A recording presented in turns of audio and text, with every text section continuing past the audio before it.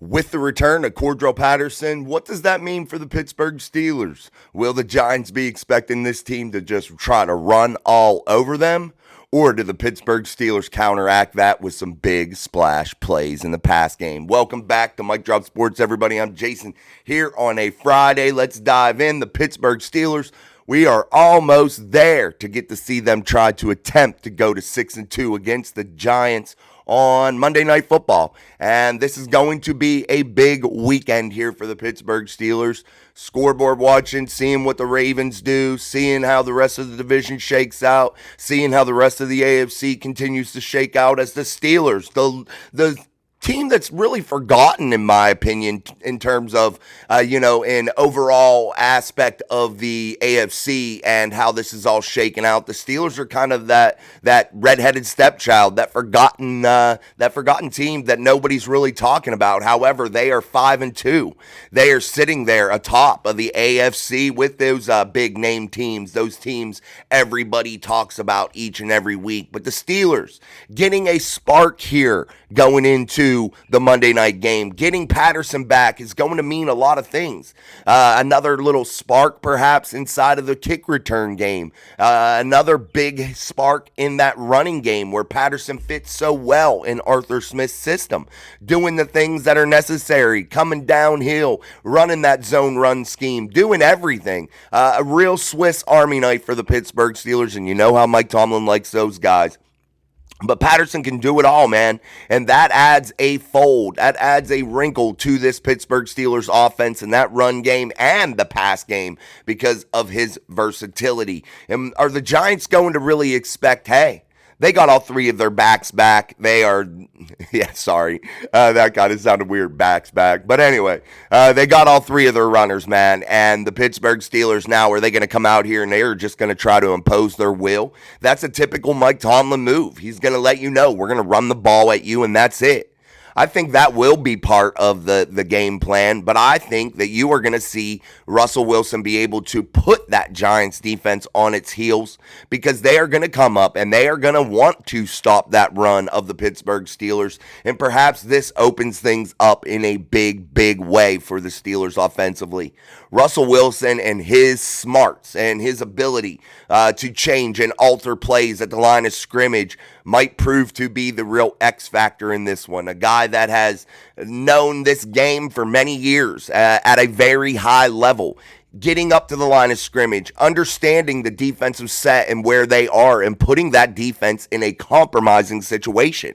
That is what you're really banking on here on Monday Night Football. You're banking on Russell Wilson being able to be that field general, to be the guy to say, hey, we're not going to run at this front, but we're going to throw a play action at you. You're going to think it, and we're going to nail Calvin Austin over the top, or we're going to hit that drag route underneath for big yards, getting our playmakers out in space. There's so much that can happen here now that this run game is becoming healthy. This will help this offensive line in a big, big way because now these defenses have to respect both sides of the football in terms of offensive play. They have to respect the run. They have to respect the pass. They can't load up in any which way. They just can't load up on the run, throw 8 in a box and come downhill at your run game and just forget the pass. They can't do that because Russell Wilson will dissect you if that is the case, if you're the Giants. And if you're the Steelers and they start playing that pass, they start respecting that pass, you come downhill with Najee Harris and you just pound the football. Then you mix it up and you keep your backfield absolutely fresh at all times, rotating those guys, providing a weird change of pace to the defenders to where they aren't going to be able to get used to. They aren't going to be able to key in on how a running back is handling his day, how he is navigating that defense. They're not going to be able to get used to it, and that is going to be a real plus. This is really exciting news for the Steelers, guys. Yes, Jalen Warren and Najee Harris are exciting to have back there by themselves, let alone adding Patterson, who's had a good year when he's been healthy so far, a guy that's been able to do it. And you're really excited to see this. He's been out now for several weeks, and it is a really welcomed addition back to that Steelers backfield. You look at this game versus the Giants, and you look at how the Steelers are starting to come together as a ball team here. And they're going to be heading into their bye after this, giving them a real significant break, guys.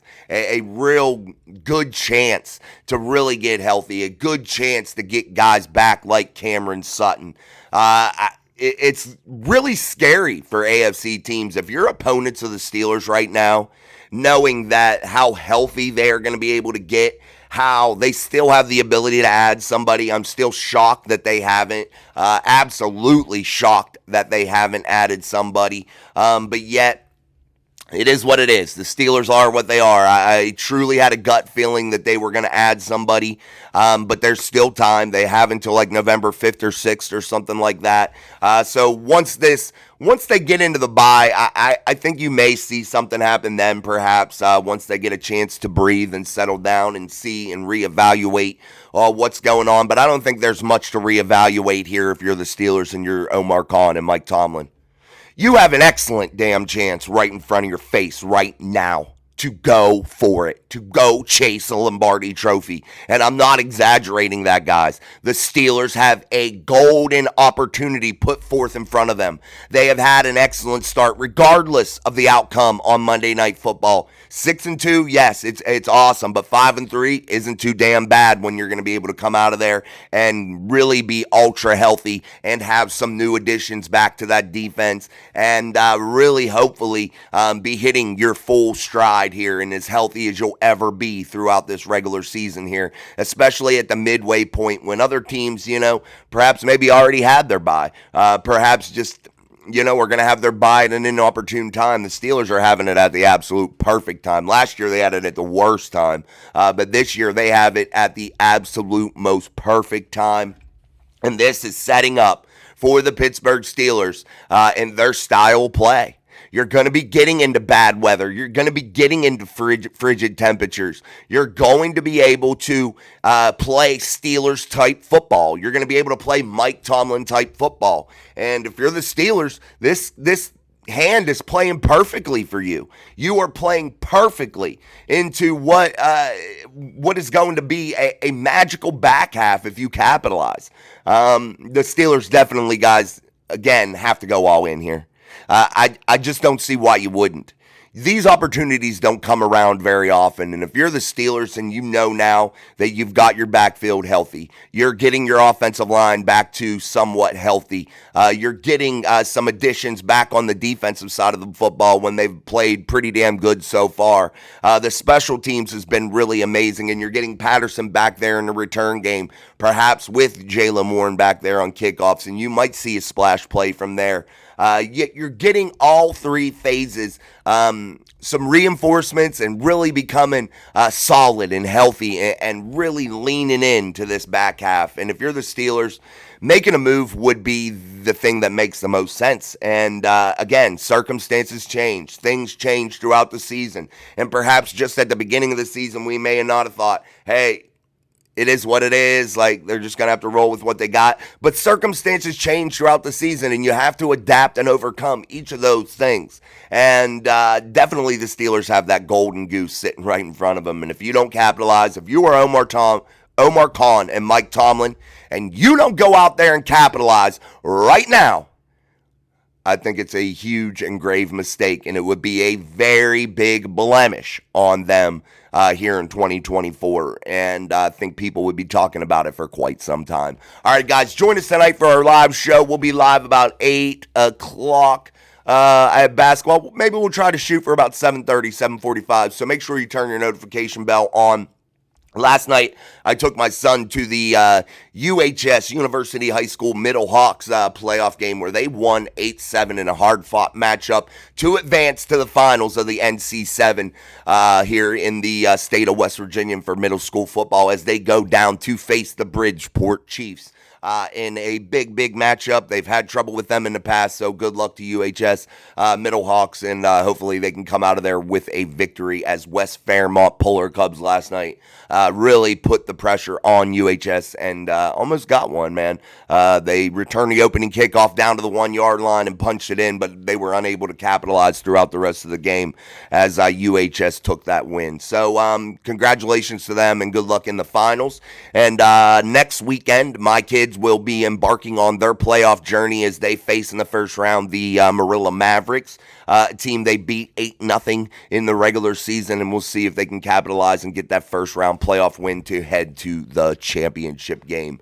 We'll see if that happens, and I'll be asking for well wishes, and we're going to try to do something special with you guys and them to help support them. I'm going to try to set something up maybe on Facebook, Twitter, something to where you guys can really load up those comments for my boys and give them some good luck and good luck wishes, and maybe even see if my son will come on here and talk about his football game here on one of our live shows and see if we can do that. But I think it'll be really cool and give them some sort of good opportunity to have a little fun with this. All right, guys. So until tonight, I'm Jason. This is Mike Drop Sports. Peace, my friends.